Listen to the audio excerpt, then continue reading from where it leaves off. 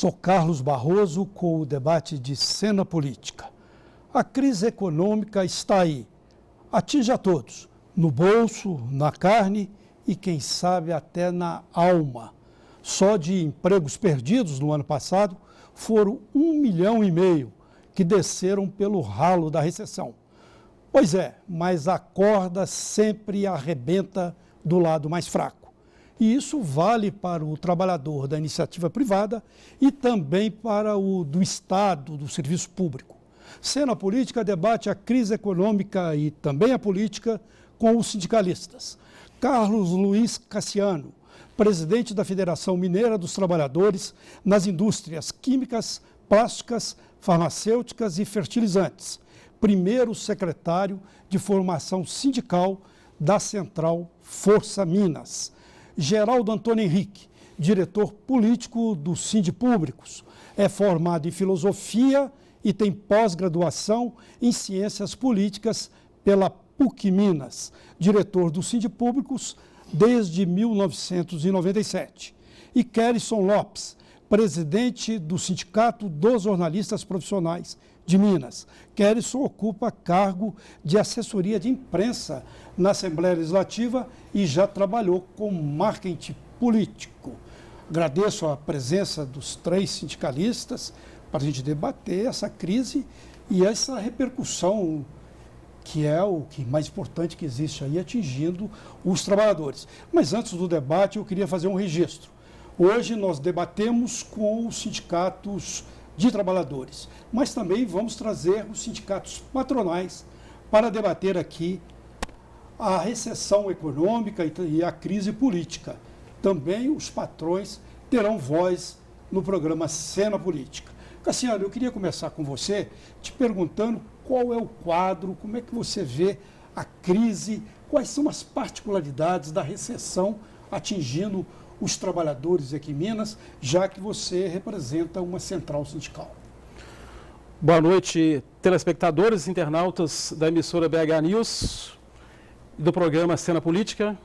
Boa noite, Carlos Barroso, Geraldo Henrique, presidente dos Servidores Públicos de Minas Gerais, Erickson Lopes, presidente do Sindicato dos Jornalistas de Minas Gerais. Pois bem, Carlos Barroso e telespectadores e internautas, a Força Minas, ela tem diversas representações, segmentos, setor químico, setor farmacêutico, plástico, as indústrias de explosivos, as indústrias metalúrgicas, construção civil, comércio, alimentação, trabalhadores rurais, servidores públicos, enfim, uma infinidade de atividades econômicas. E em Minas Gerais não é diferente do Brasil. O que se percebe em Minas Gerais? O que se percebe é que os trabalhadores estão sendo dispensados ao longo do tempo. Porém, a crise ela agravou em 2015 e agora acentuou-se mais em 2016. O que temos em Minas? O número de dispensa, de demissão, inclusive, tem aumentado de 2015 e agora para 2016. O que se avalia é o seguinte, em 2015, o número de dispensas de trabalhadores aumentou em relação a 2014. E primeiro mês de janeiro já aumentou também em comparação com janeiro de 2014. A situação está lamentável, com trabalhadores que perderam seus postos de trabalho e agora não têm onde procurar emprego, porque há, na verdade, uma crise de confiança no mercado, uma ausência de credibilidade do governo federal. Não é só uma recessão econômica, é uma crise também moral, social. Exatamente, é o que se percebe. Porque ao ouvir os patrões, ao ouvir os empresários, aqueles patrões e empresários que estão fazendo dispensa, cortes de empregados, demissões em massa, ausência de pagamento das verbas rescisórias, dos direitos dos trabalhadores, dos benefícios conquistados ao longo das últimas décadas. O que é que se percebe? Que não está ocorrendo mais a mesma demanda como ocorria em anos anteriores. Ou seja, não está tendo demanda de veículos.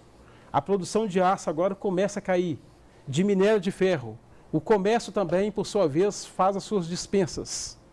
E as entidades sindicais ficam numa sinuca de bico. Como fazer? O que é mais prioritário agora nesse momento?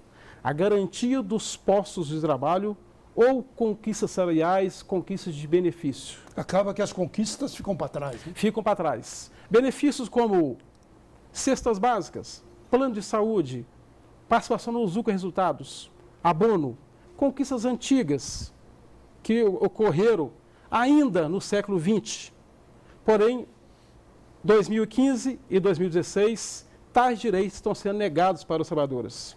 Se bem que não são, na nossa visão, um direito tão emergencial nesse momento de 2016. Mas o emergencial, crucial, é a manutenção dos postos de trabalho, o que está ocorrendo. Cassiano, vamos rodar aqui.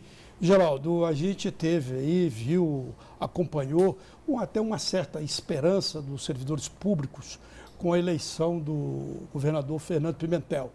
Mas parece que essa relação hoje já está diferente, com o governo parcelando salários, não cumprindo, pelo menos até agora, o compromisso que teria com os professores do piso nacional a ser pago aqui em Minas. Queria que você analisasse essa situação sob o ponto de vista do trabalhador público.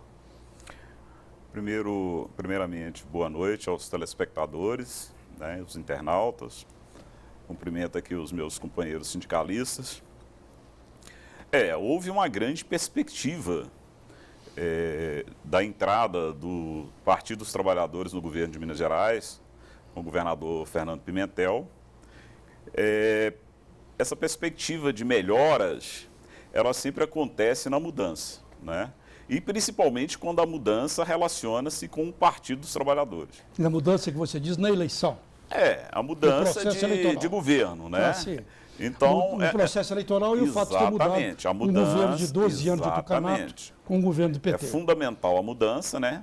Porque isso faz parte, inclusive, da democracia. Porém, o que a gente está vendo aí, depois de mais de um ano de governo, é que essas perspectivas foram frustradas. A primeira delas é a questão da comunicação do governador com os trabalhadores. Não há essa comunicação.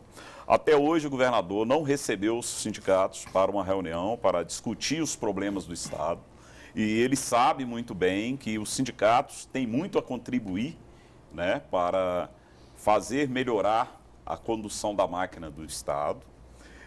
A segunda coisa foram algumas perdas que nós tivemos, inclusive perdas de situações que nós conquistamos a duras penas, que foi o pagamento no 5º dia útil. Agora, por exemplo, em 2015, no final de 2015, nós recebemos a notícia, dia 30 de dezembro de 2015, que o pagamento seria parcelado a partir de 2016, né?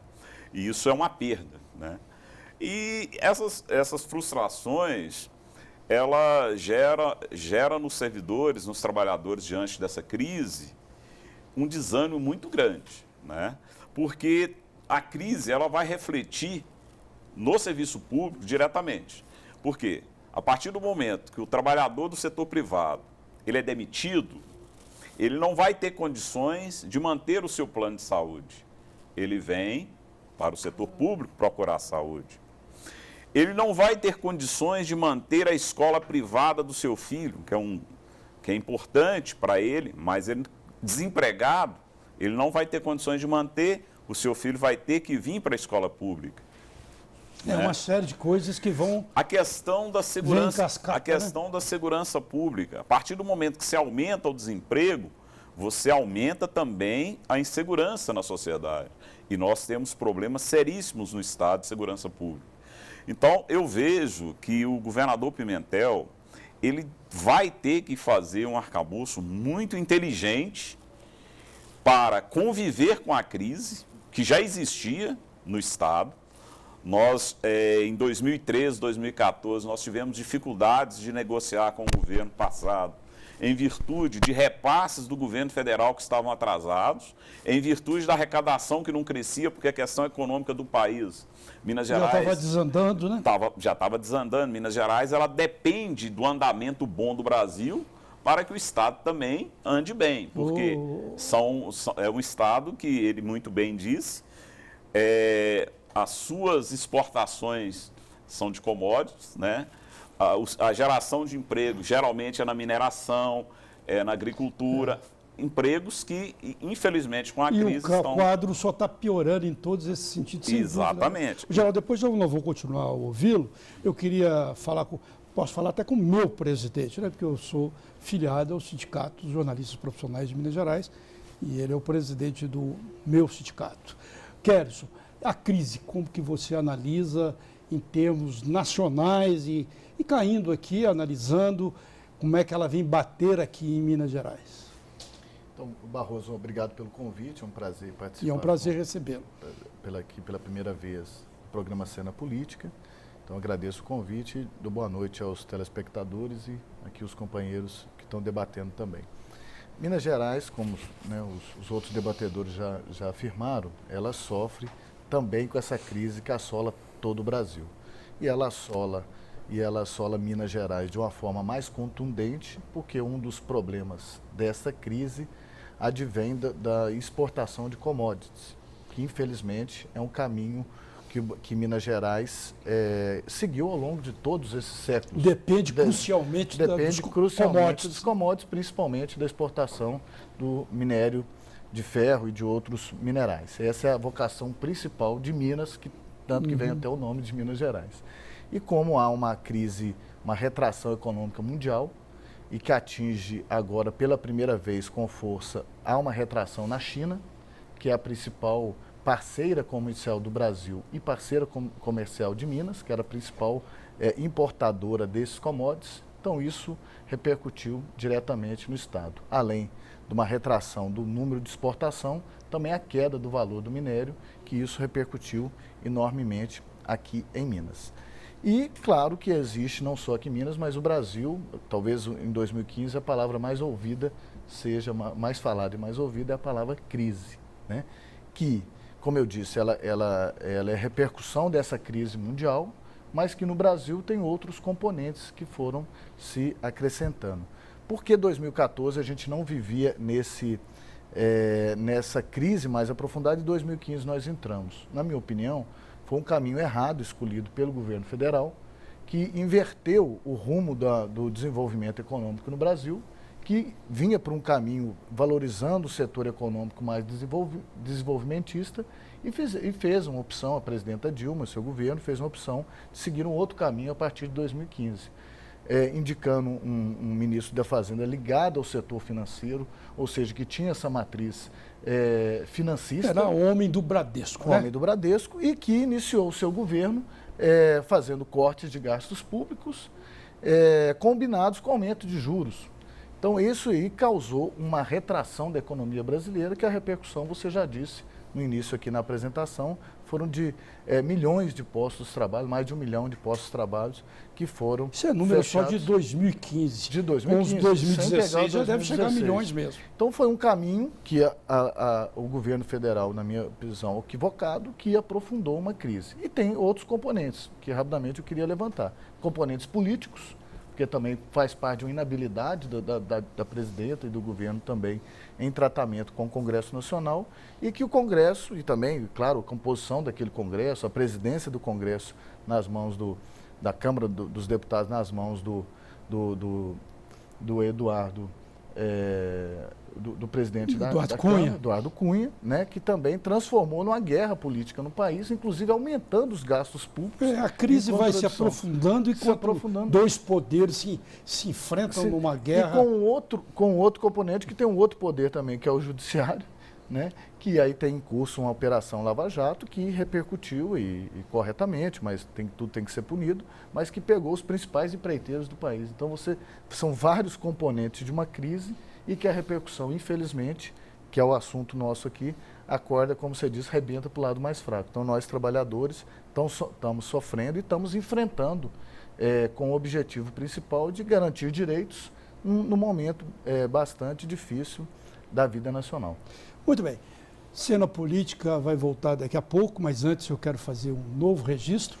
Cena Política convidou a CUT e o Sindiúti, por meio da dirigente dessas duas entidades, que é Beatriz Cerqueira, mais uma primeira vez ela marcou e por problema de agenda desmarcou, e agora um novo convite, não houve retorno à Cena Política. Por isso, não há aqui a presença da entidade CUT. Cena Política volta daqui a pouco.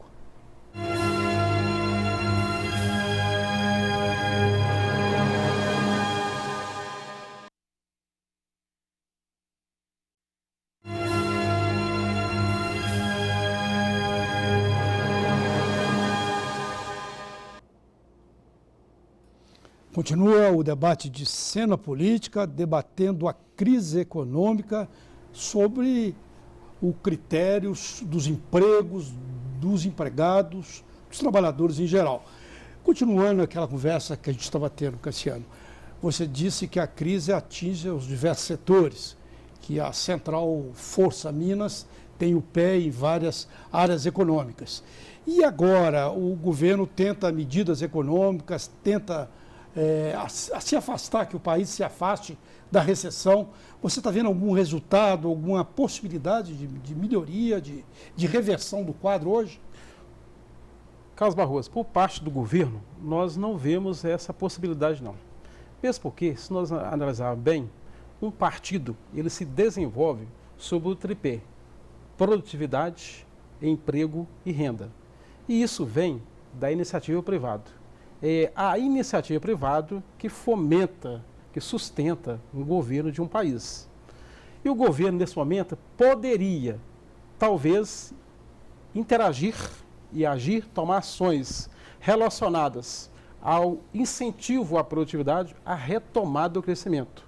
Porém, o governo, na contramão, ele quer piorar isso com o retorno de tributo antes extinto, como o CPMF. Hoje, você acha que aí atinge o setor produtivo, o setor industrial, o setor do patronal? Atinge a cidade como um todo, né? Porque CPMF todo, né? Você vive, mas atinge a recuperação econômica do setor produtivo? Além de atingir, ele não incentiva a indústria. Ao contrário, o que talvez o governo poderia fazer para incentivar a indústria a produzir mais, seria realmente diminuir a carga tributária. Só que é algo que o governo não pode fazer nesse momento. O governo não tem condições de reduzir carga tributária. Mesmo porque já está no sufoco econômico. Já está no sufoco. Mesmo porque o governo agora, na quinta-feira passada, de 18, o governo foi de fato agora fazer um corte de despesa prometido desde o primeiro semestre de 2015, somente ocorreu agora, não ocorreu na proporção como deveria ocorrer, um corte de apenas 23,4 bilhões, corte de receita, é um corte pequeno, tendo em vista que o país precisa de muito mais. Hoje o país, segundo o governo, tem um déficit previdenciário que ultrapassa 120 bilhões. Tivemos um desfalque aí no caixa da União aí de um pouco mais de 100 bilhões com a questão da Lava Jato também. Tudo isso vem repercutir nas contas do governo. Nesse caldeirão junta tudo, né? Junta tudo. Recessão, corrupção. Junta tudo e o mercado, diante de ser o mercado, não vê nenhuma credibilidade nesse governo para investir, para voltar a produzir. Tanto é que a agência agora de risco abaixou a nota do Brasil de BB+ para BB, também na semana passada, e foi somente por causa disso que o governo declarou esse corte aí de despesa de 23,4 bilhões, que por sua vez irá repercutir de maneira drástica na saúde, com 3,8 bilhões, irá repercutir na educação com 1,4 bilhões, no PAC 4,2 bilhões e também nas emendas parlamentares, que para nós, população brasileira, não nos causa nenhum efeito, 8,1 bilhões. Era uma quantia até que muito me surpreendeu e surpreendeu muito. A emenda parlamentar serve para o político fazer política. Uma série de coisas. Mesmo que o dinheiro vá para os municípios e signifique obras e municípios, ele não pode dizer que é absolutamente inócuo, não. Mas Barroso, demonstra o que eu falei aqui naquela fala anterior, que é o caminho equivocado, na minha visão, que o governo enfrenta essa crise internacional. Se a gente lembrar uma outra crise que se abateu com força no Brasil e no mundo todo, foi a crise de 2008, em que o governo, na época, com o presidente Lula, enfrentou de uma outra forma. Ao invés dos cortes e da diminuição do investimento público, ele fez uma opção de aquecimento do mercado interno. Então, ele aumentou o crédito para a população. Ele conclamou as pessoas a consumir. Com clamor, desonerou alguns setores, O inclusive Lula para ele aquecer a tinha economia. condições internacionais favoráveis, mas ele teve uma política inteligente. Ele falou, essa crise é uma marolinha aqui, então quê? vamos consumir, vamos comprar, vamos... Porque também a crise, um dos principais aspectos, um dos aspectos principais é a crise de credibilidade, que você já disse, e de perspectiva.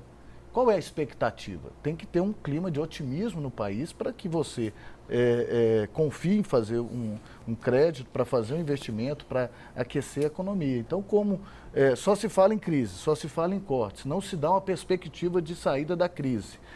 Os setores políticos cada vez aprofundam a crise, porque durante um ano inteiro o que se discutiu era crise e a possível impeachment da presidenta Dilma. Então, num país que não tem uma perspectiva política Ficou emperrado na discussão política, emperrada num terceiro turno. Num terceiro turno. E que também eu acho que, eu falei, tem às vezes uma inabilidade da presidenta em relacionamento com o político, mas a gente tem que criticar a oposição que perdeu a eleição e não aceitou essa derrota. E está criando um caos no país o tempo todo. Qual que é o principal projeto da oposição no país? Derrubar a presidenta. Então você entra numa guerra política, num momento difícil econômico, num momento internacional de dificuldades, e isso tudo cria esse caldeirão que você falou aí, que vai jogando todos esses problemas e não vê perspectiva. Então, jogando tanta coisa lá dentro que algumas coisas é bom nem enumerar, né? Para nós também não ficarmos só, digamos, lamentando, mas eu acho que tinha que criar um pacto político liderado pela presidenta, onde conclamasse os setores políticos e setores empresariais a se unirem contra essa crise, porque todo mundo está perdendo, o empresário está perdendo, o trabalhador está perdendo, os políticos todos, é uma crise de credibilidade política muito grande. Então deveria haver aí um pacto que a presidenta até sinalizou naquele reunião do Conselho Econômico que ela retomou, né, que já havia também perdido o seu papel, mas ela tentou retomar. Então é necessário o Brasil chegar à consciência que tem que vencer essa crise e vai ter que ser todos juntos. Porque esses setores, todo em guerra, o judiciário contra o executivo, contra o legislativo, isso tudo está criando aí esse ambiente negativo que não dá perspectiva de apontar rumos contra pra gente todos e todos contra Todos um, contra né? um. Você está falando aí do pacto, mas por enquanto tem apenas o pato, né? E o principal, quem paga mais o pato, sem dúvida, em crise, em recessão, é o trabalhador. É o trabalhador, né? Eu queria te perguntar, Geraldo, você estava dizendo a situação aí do serviço público, do trabalhador público, e você vê alguma sinalização de melhoria? Agora, na última sexta-feira, houve uma reunião do governo com os professores, tentando resolver essa questão do piso nacional prometido e que já estava, de uma certa maneira, não sendo pago aqui em Minas e houve o compromisso de realmente pagá-lo. Você está vendo uma melhoria no diálogo? Olha, no meu entendimento, o que está acontecendo no Brasil, que está se fazendo política para mostrar à sociedade que está acontecendo. E, na verdade, não está acontecendo de forma correta as coisas. É só vitrine? Só vitrine, é para apresentar na vitrine. Você falou a palavra correta. O colega do Sindicato dos Jornalistas colocou ali a questão do Lula, mas foi exatamente na marolinha do Lula que tudo isso começou, né? Porque foram feitas coisas erradas naquele momento, inclusive incentivos fiscais, prejudicando, inclusive, as prefeituras, né? Tirando o imposto principal das prefeituras. Mas parece que, e dando incentivo fiscal para o mercado. Para o setor automobilístico, foi na época da Dilma. Pois é, mas acontece que agora, na crise, esse setor não responde.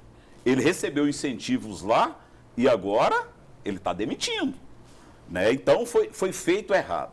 A mesma coisa aconteceu em Minas Gerais no início do governo do Pimentel. Nós tínhamos um inchaço em Minas Gerais, tá, de servidores de recrutamento amplo, servidores colocados sem concurso público no Estado. A máquina estava inchada. O que o Pimentel tinha que fazer?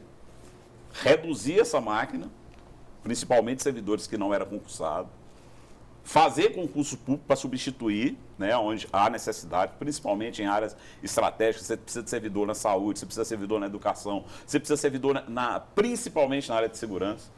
Nós temos setores de delegacias de polícia no interior que tem um servidor para dar conta de todo o trabalho da área de uma delegacia. E não tem delegado. Ele é delegado, ele é tudo e está faltando esses trabalhadores e o Pimentel não olhou para isso. Está faltando polícia militar nas ruas, né? Prometeu. Mas agora ele retomando esse diálogo, pelo menos com esse setor da educação na sexta-feira, o governo, ele e o governo, você acha que pode tem um caminho aí de Mas melhoria? o grande problema, eu quero chegar lá no seguinte sentido. O governo Pimentel começou o seu governo, ao invés dele fazer uma economia de gastos, ele já começou fazendo gastos sem ter recursos para pagar. Né? Ou seja, ele já foi criando gastos sem ter perspectiva de arrecadação para cumprir com essas despesas. Então, o grande erro está aí. E agora, chega 2016, a crise ela começa a ficar numa situação pior do que 2014, 2015, e o Estado fica numa situação dificílima, porque se você não tem economia gerando emprego, gerando renda, você também não vai ter arrecadação do Estado. Né? E o que ele fez no início do seu governo? Aumentou impostos de vários produtos. O colega ali que representa o setor privado, ele falou, o setor privado já não aguenta mais, a sociedade não aguenta mais impostos. Ele aumentou impostos de mais de 180 produtos em Minas Gerais para aumentar a arrecadação. Isso não aumenta a arrecadação, gente. Aumento de impostos não aumenta a arrecadação. Isso está mais que provado pelo setor econômico. Que a economia decresce? Lógico, o sujeito não vai ter dinheiro. Você está sendo demitido, como é que ele vai comprar mais? Então você tinha que ter uma forma mais inteligente de fazer essa política que, infelizmente, foi feita, no meu entendimento, de forma errada, de forma equivocada. Acha que esse equívoco, Kerrison, tem a raiz nessa questão nacional e repercute aqui? Você acha que as políticas nacional e local, elas combinam ou descombinam? Com certeza.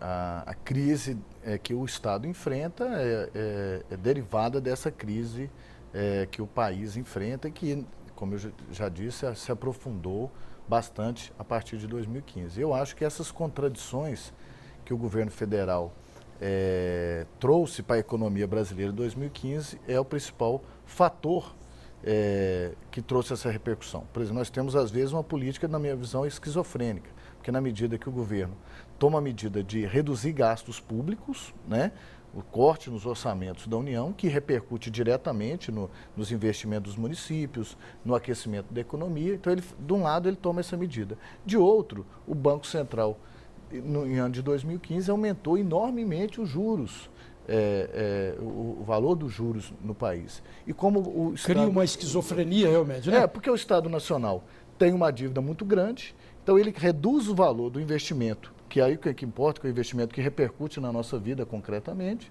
Então ele reduz o investimento na nossa vida, nos nossos serviços públicos e que repercute na nossa vida. E ao mesmo tempo aumenta os juros. Com isso, o valor da dívida... apenas um setor financeiro internacional principalmente, porque o Brasil tem uma dívida enorme, é pago nesses juros. Então ele corta dos pobres, corta dos investimentos públicos para dar para os bancos. Tanto é que você viu muito bem, os bancos principais privados do país fecharam aí 2015 com lucros estratosféricos. Então quem está ganhando é quem não faz nada, é o setor financeiro. Exatamente. Que é parasita. E aí você para a economia, você citou vários aspectos aqui da economia mineira. Quem produz não é, Cassiano? Quem produz exatamente. é prejudicado. Eu gostaria de entrar na fala do colega do Sindicato de Jornalistas. Minas Gerais hoje paga 13% do que ela arrecada de juros da dívida do Estado.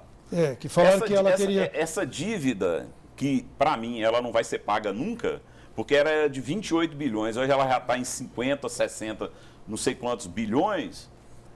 Para onde que vai esse dinheiro?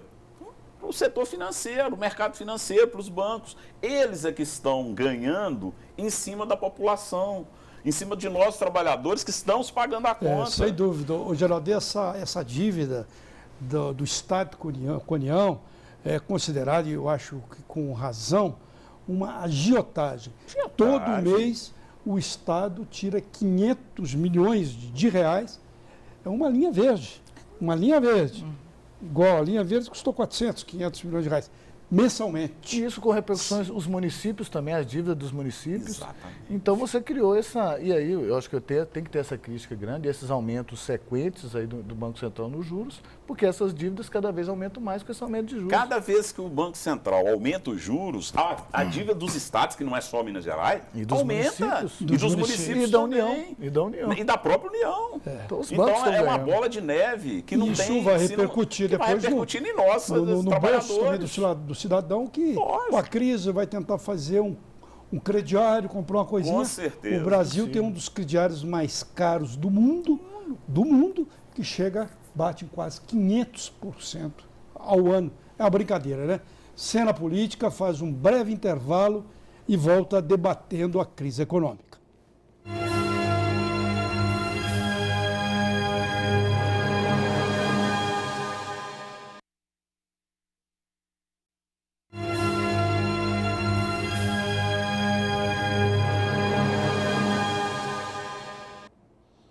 Cena Política prossegue debatendo a crise econômica e o viés também político, que é grande dessa crise. Kerston, eu queria falar com você especificamente da questão do jornalismo. Naturalmente, a crise também abateu muito o jornalismo, bateu forte e sobre determinados aspectos até perversos no jornalismo.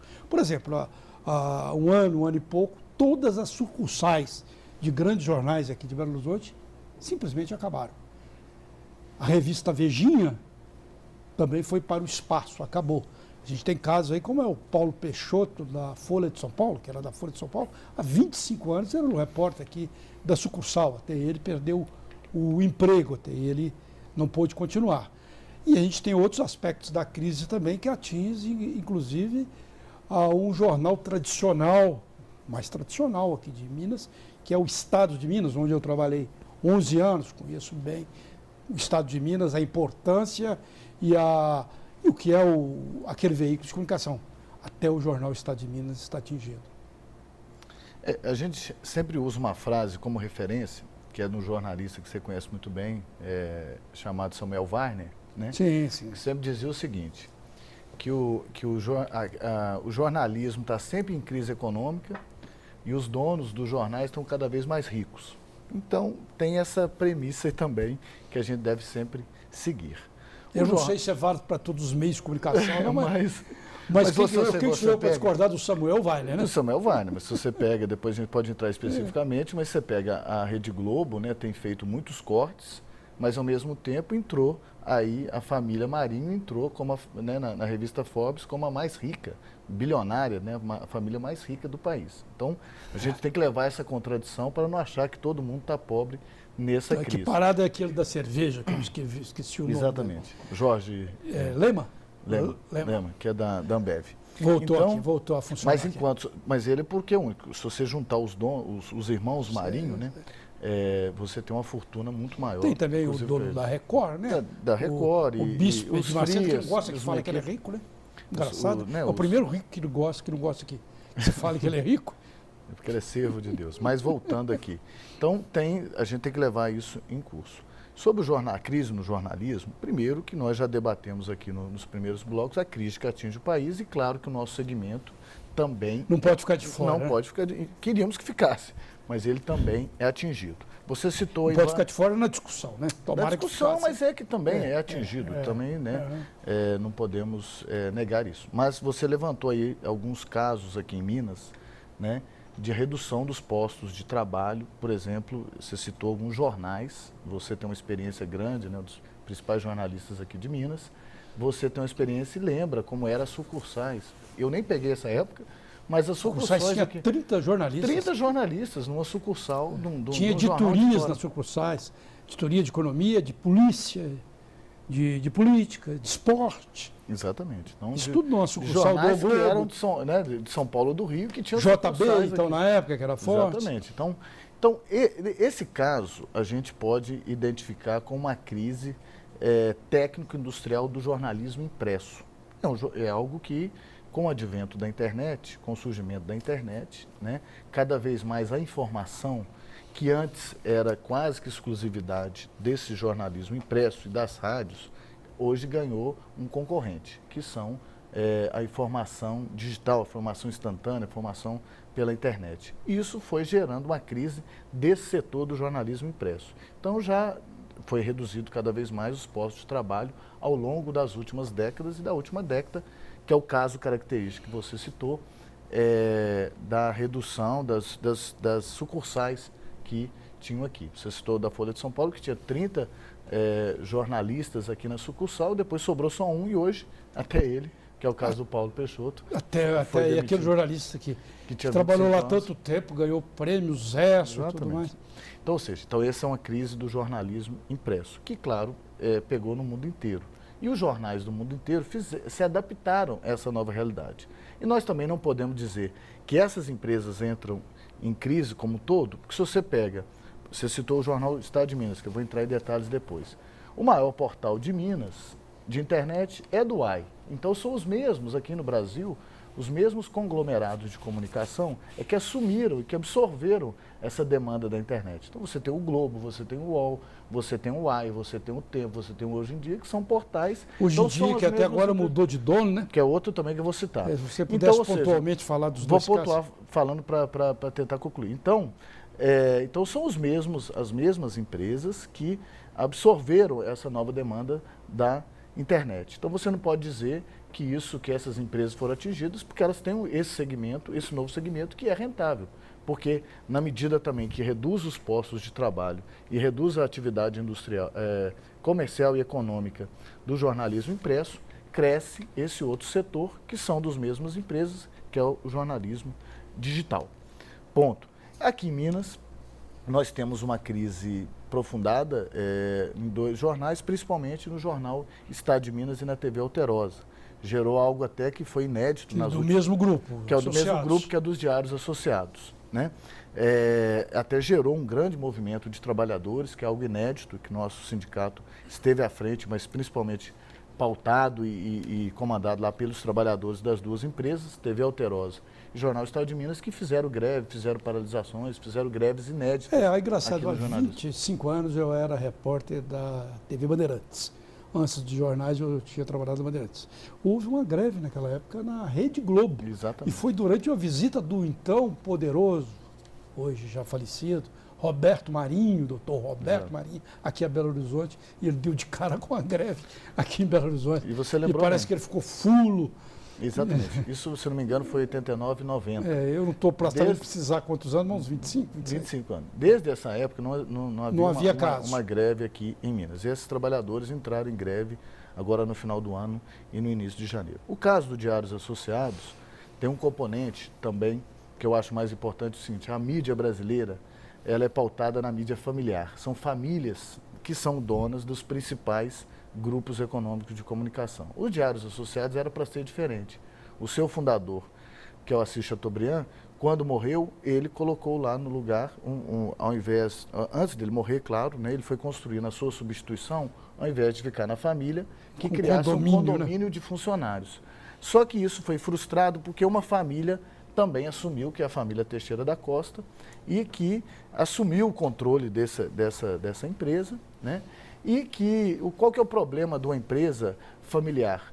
Os critérios não são os critérios de competência, é quase um reinado, né? Você herda a empresa. O príncipe herdeiro, e o príncipe herdeiro. E no caso dos Diários Associados, aqui tem um grande problema de gestão, de administração dessa família e do que está responsável por último, né, que é o diretor executivo da empresa, e que demonstra claramente uma incompetência na gestão. E nós estamos pautados, o DIEESE fez um estudo do Diários Associados, a pedido aqui do nosso sindicato, e que comprovou isso muito bem, que tem um grande problema de gestão e um outro problema de credibilidade, porque também a mídia brasileira e esse grupo se aliou completamente a um grupo político, né, e jogou todas as suas fichas e esperanças nesse grupo político. E como foi frustrado nesse aspecto, você perdeu credibilidade e chegou aí numa situação insustentável no caso dos Diários Associados. Eu vou rodar aqui, indo aqui para o Cassiano, e ver essa questão da crise aí, o que você está vislumbrando aí para 2016. Eu já te perguntei se você vê possibilidade de melhoria, mas a crise pode adquirir qual aspecto que se refere aos trabalhadores? Barroso, numa linguagem bem simples, para aquele internauta mais simples da emissora BH News, entender? Então você cita os internautas interessantes, tem também os que acompanham pela TV, mas no mundo todo pode ser acompanhado de cena política pela internet. Numa linguagem bem simples, é como se nós estivéssemos dentro de um túnel em que nós não sabemos a dimensão dele e nós não sabemos se quando chegarmos no final desse túnel, se haverá uma luz no fim desse túnel. situação está tão complicada nesse sentido. Porque as perspectivas econômicas, elas dizem o seguinte... Pior do que o escuro do túnel é saber que pode até não haver a luz lá no fundo. Exatamente. Pior do que isso. É que, na verdade, o Brasil, ele volta não a crescer, mas a normalizar, principalmente o PIB, a partir de 2018. Então, a gente não consegue vislumbrar... Isso dizem os economistas, né? Exatamente. Não tem nada contra economista, que jornalista também erra muito, mas como os economistas erram. Pois é, mas a cada reunião com os sindicatos patronais, com as empresas, né, você não consegue ter um mínimo sequer de esperança. Porque algo que no passado discutia-se nas negociações coletivas, que é o chamado gatilho salarial, tem a impressão que nós voltaremos à era dos gatilhos salariais. Com a inflação batendo a mais de 10% ao ano. Exatamente. Oficial, né? Porque se você for lá no supermercado, essa inflação naturalmente vai ser muito maior. O IPCA do governo registrou aí, do ano passado, 2015, 10,67%. O INPC somado de novembro de 2014 a dezembro de 2015 deu 11,28%. A inflação do mês de janeiro deu 1,51%. Dados do INPC, Índice Nacional de Preço ao Consumidor. Infelizmente, né, projeta muito mais. Exatamente. O governo está falando uma inflação de projeção de 7,5% agora em 2016, mas essas projeções assim, chega daqui um mês, aumenta para 8%, depois aumenta para 9%, vai subindo. Infelizmente, né? Isso nós pegamos, eu queria que fosse o contrário. Exatamente. Né? E se nós pegarmos aí a prévia do Banco Central relacionada ao PIB, Produto Interno Bruto, o que tem aí é o seguinte, é uma prévia de menos 4,1%. No dia 3 de março, o IBGE irá fazer a divulgação oficial do PIB menos 3,7%. Dados do IBGE a ser divulgado no dia 3, mas já tem aí já está concorrendo aí nos bastidores. Exatamente. Ou seja, isso significa o quê? Que a economia, nossa economia brasileira, ela está em regressão. Ela não está mais progredindo, não está mais avançando. Sim. Portanto, que a força sindical, por mais que reúne, por mais que precise passar otimismo para os nossos representados e para a população brasileira como um todo, não se consegue, nesse momento, vislumbrar isso a curto prazo. E, além disso, nós, ao visitarmos e ao debatermos a crise econômica em outros estados, como São Paulo, como Rio de Janeiro, você pega aí região norte do país, você pega aí diversas regiões em Minas Gerais, você vê a crise bem acentuada mesmo em determinados segmentos. Em Minas, por exemplo, não somente em Minas, mas também no Brasil, você pega o segmento automobilístico. Nós tivemos em janeiro uma queda no faturamento de veículos no Brasil de 38,31% em comparação com janeiro de 2014. Nós tivemos em 2015 uma queda na produção industrial de 25% em comparação com o ano de 2014. Então, a gente, pelos números, pelos dados econômicos, você não consegue, nesse momento, a curto prazo, vislumbrar uma esperança, algo que eu queria dar para quem nos assiste agora. Não se consegue. Sem dúvida. O que nos deixa, assim, muito temerosos, né, é que, será que, além das conquistas salariais, dos benefícios, será que também não vamos nem mesmo conseguir manter os postos de trabalho? Porque a política do governo federal, nesse sentido, com essa medida provisória 680, que visa trazer uma redução salarial de 30%, ela, na verdade, ela favorece mais ao governo do que os trabalhadores. Tendo em vista que o limite de participação do governo é de 15% e limita no valor de R$ 902. E faz com que o governo, durante aquele período de existência dos contratos de redução salarial, faça com que o governo também não pague o seguro-desemprego, que é um valor maior, que chega hoje na casa de R$ 1.450. Limite máximo. Isso aí, Cassiano. E tem que lembrar também que entre as perspectivas aí de ajuste econômico, como o governo chama, para o futuro, de medidas do futuro, foi acenado, inclusive, não haver o aumento que já vem sido dado e tem melhorado nos últimos anos, a gente tem de reconhecer, não pode ser cassado até o reajuste do salário mínimo. Isso é triste, né? Cena Política faz um breve intervalo e volta daqui a pouco.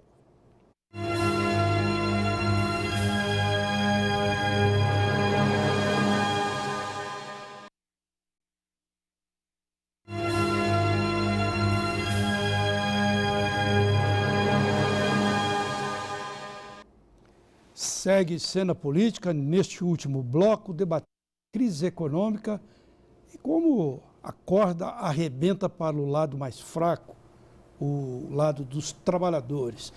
Olha, nesse último bloco, além de pontuar essa questão da crise, eu queria saber também como que ela deve repercutir na eleição municipal, que está aí, né? Há poucos meses. Abri aqui com o Geraldo, o que você acha? Essa crise política e econômica, né?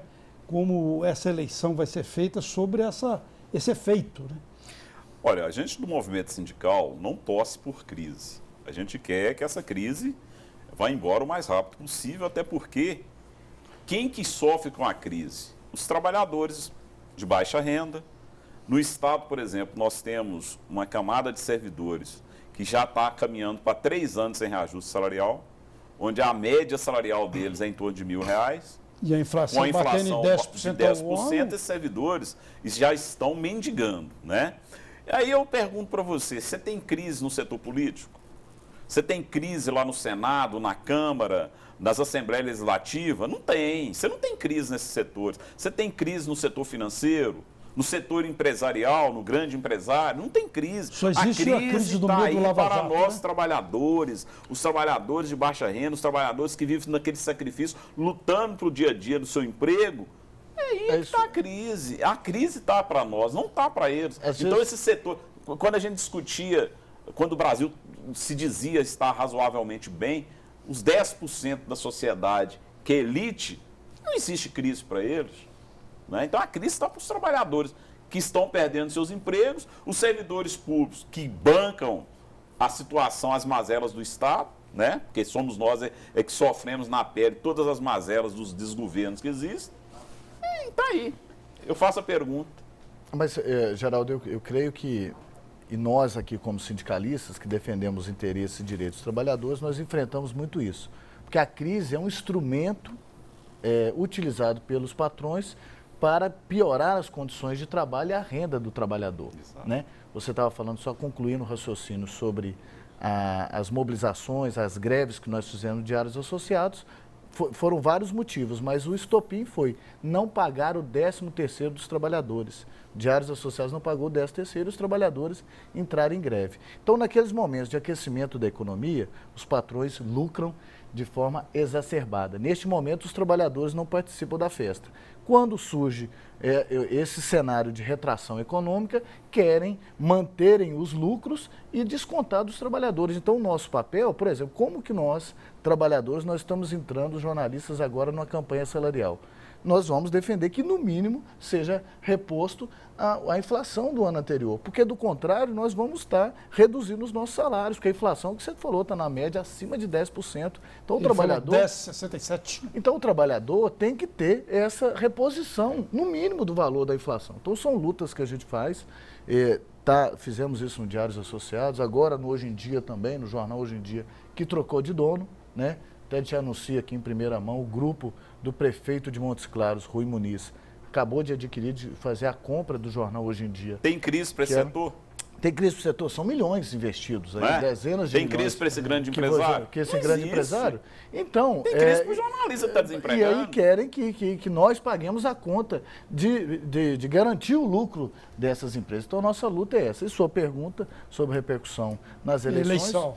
Claro que haverá repercussão, ter que ser um tema trabalhado, que vai se trabalhar. Você vê que a maioria dos prefeitos que vão para a reeleição ou que estão nas administrações atuais estão enfrentando uma rejeição muito grande, que é uma rejeição do sistema político como um todo. Há uma falta de credibilidade. Aqui em Belo Horizonte também, na capital, você vê esse viés. Esse viés aqui, como o prefeito não é candidato à reeleição, não pode ser, já foi. Sim, mas em relação à eleição. Vai ter que se debater o tema. Você pode ver, o prefeito há poucos dias tomou a iniciativa de fazer a demissão de centenas aí de trabalhadores, de funcionários comissionados. Claro que isso vai repercutir na sua base política, na sua base de sustentação. Então, com certeza, essa falta de investimentos, né, os prefeitos não estão conseguindo.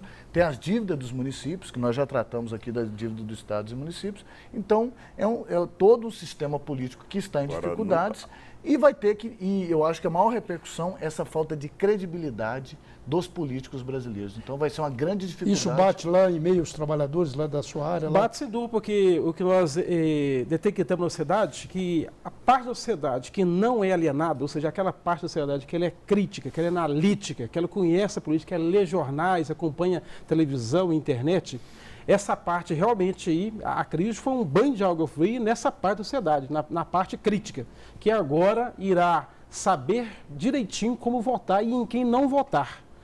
E é importante a sociedade ficar atenta a isso, porque em Minas nós estamos vendo aqui uma preocupação aí de disputas políticas, não pensando na sociedade, não pensando numa solução para a crise, mas pensando no Estado de Gerais como trampolim político nas eleições deste ano para 2018. Não, sem dúvida. Eu vejo que essa questão de manutenção do status quo do poder, isso é a nível nacional. Nós vimos isso em todas as eleições, a manutenção do poder. Agora, uma das coisas que o nosso governador vai ter que enfrentar é a questão do cargo comissionado no Estado. Infelizmente, ele vai ter que dar um basta nisso, porque senão ele não vai conseguir melhorar a vida dos trabalhadores que estão em dificuldade agora. Você está dizendo basta não aumentar ou diminuir? Ele tem que fazer corte nos cargos comissionados. Existe cargo comissionado demais. Veio do governo passado. Cargos políticos, né? Cargos políticos, sem necessidade. Você está me entendendo? Você tem muito cacique tomando conta de poucos índios, né? E isso no Estado tem que diminuir, porque senão ele não vai conseguir dar uma melhora para esses trabalhadores que estão há 3 anos sem reajuste salarial.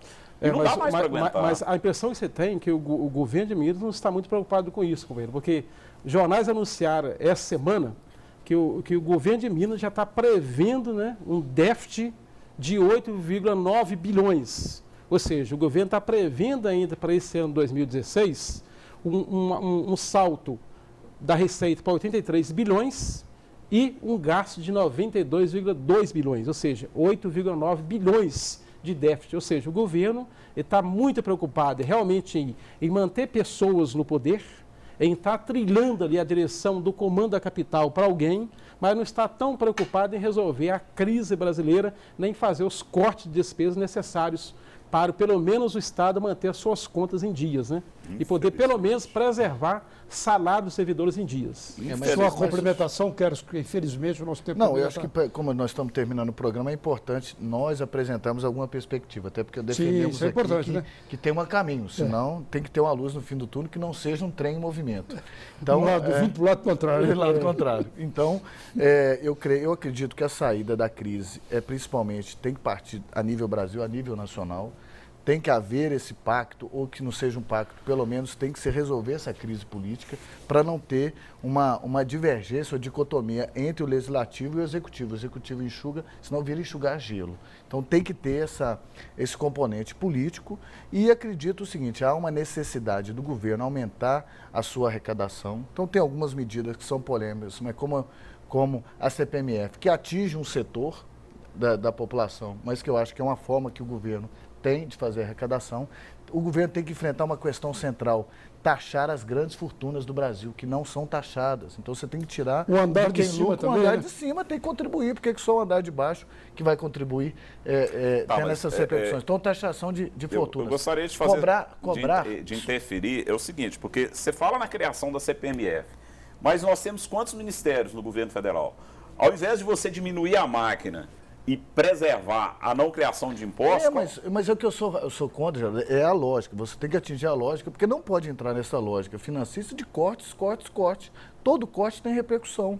Então, ao invés de cortes, nós temos que aumentar a arrecadação do Estado e ter instrumentos. A sonegação no Brasil, estratosférica. Como é que não enfrenta esses sonegadores? Como é que não se enfrenta o grande número, em Minas Gerais, ao invés de enfrentar os sonegadores, aumentou, foi então nós temos que seguir o caminho contrário, ao invés dos cortes, não enfrentou os sonegadores. Que está gerando. Então, o governo não está tendo coragem de enfrentar os sonegadores. Exato. Porque em Minas Gerais, ao invés de enfrentar os sonegadores que devem ao Estado uma fortuna, aumentou 100 e tantos produtos em Minas Gerais para aumentar a arrecadação e não aumentou. Infelizmente, o programa tem essa ditadura, essa é uma verdadeira ditadura, que é a ditadura do tempo, né?